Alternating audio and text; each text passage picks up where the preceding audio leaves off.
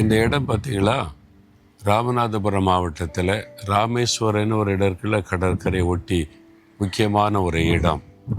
இந்த இடத்துல தனுஷ்கோடின்ற ஒரு இடம் இருக்கிறது. ராமேஸ்வரத்திலிருந்து சில கிலோமீட்டர்கள் தூரத்தில் இருக்கிற தனுஷ்கோடி. 2 பக்கம் கடல், மத்தியில் இந்த ஊர் இருந்திருக்கிறது. 1964 ஒரு பெரிய புயல் வந்து அதனால் இந்த கடல் ஊருக்குள்ளே வந்து இந்த ஊரே அழிந்து விட்டது. 1964 அழிந்து விட்டது. ஆயிரக்கணக்கான மக்கள் மரிச்சிட்டாங்க. இரவு நேரம் ஆனதுனால நிறைய பேர் தப்பித்து கொள்ள வழி இல்லாமல் மரிச்சிட்டாங்க.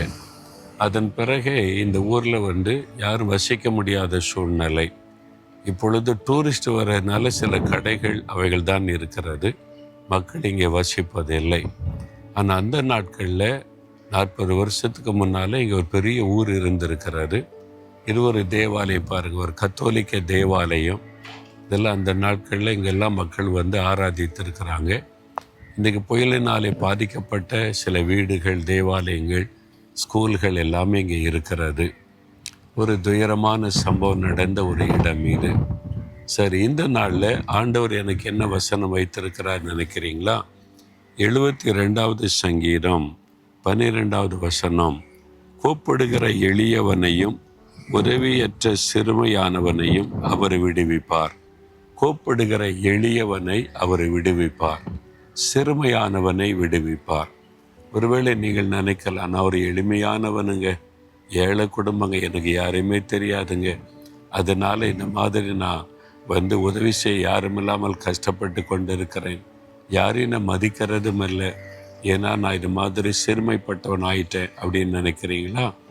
உங்களுடைய குரலை கேட்டு விடுதலை கொடுக்கிற ஒரு அற்புதமான ஆண்டவர் இருக்கிறார். இயேசு கிறிஸ்து இந்த உலகத்தில் உலாவின நாட்களில் எரிகோ என்ற பட்டணத்தின் வழியாய் கடந்து போனார். அங்கே பரிதிமேயு என்ற கண் தெரியாத ஒரு மனிதன் இருந்தான். கண் தெரியாத மனிதன் தர்மம் எடுத்து தான் பிழைப்பை நடத்தினான். எளிமையான ஒரு மனிதன், மனிதர்களால் அற்பமாக எண்ணப்பட்ட ஒரு மனிதன். அவன் இயேசு அந்த வழியாய் வருகிறார் என்பதை அறிந்து, தாவீதின் குமாரனே எனக்கு இறங்கும் என்று கூப்பிடுகிறான். மக்கள் என்ன சொல்கிறாங்க? அமைதியாரு, பேசாத. அப்போ என்ன சொல்லியிருப்பாங்க? குருடனை அமைதியாருன்னு இருப்பாங்க, பிச்சைக்காரனை அமைதியாயிருன்னு சொல்லியிருப்பாங்க. மனிதர்களால் புறக்கணிக்கப்பட்டவன், எளிமையானவன், ஒடுக்கப்பட்டவன், தெருவோரத்தில் அமர்ந்து தர்மம் எடுத்து கொண்டிருந்தவன். ஆனால் அவனுடைய குரல் இயேசுவின் காதில் விழுந்த உடனே இயேசு நின்றார். அவனை அழைத்து கொண்டு வாருங்கள் என்று சொன்னார். நான் உனக்கு என்ன செய்ய வேண்டும் என்று விரும்புகிறாய் என்று கேட்டு அவனுக்கு பார்வை கொடுத்து அந்த இருளிலிருந்து அவனை விடுதலையாக்கினார். சிறுமையானவளை விடுதலையாக்குகிற ஆண்டவர், எளியவர்களை விடுதலையாக்குகிற ஆண்டவர். நீங்கள் இன்றைக்கு அந்த நிலைமையில் இருக்கலாம். எல்லாரையும் அற்பமாக பேசுகிறாங்க, அற்பமாக நினைக்கிறாங்க.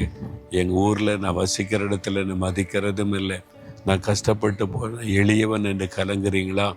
இயேசு உங்களை மதிக்கிற ஒரு ஆண்டவர், உங்களை கனப்படுத்துகிற ஆண்டவர், உங்களுடைய கூப்பிடுதலின் சத்தத்தை கேட்கிறவர், விடுவிக்கிற ஆண்டவர். இன்றைக்கு உங்களுக்கு ஒரு விடுதலை உண்டாக போகிறாரு.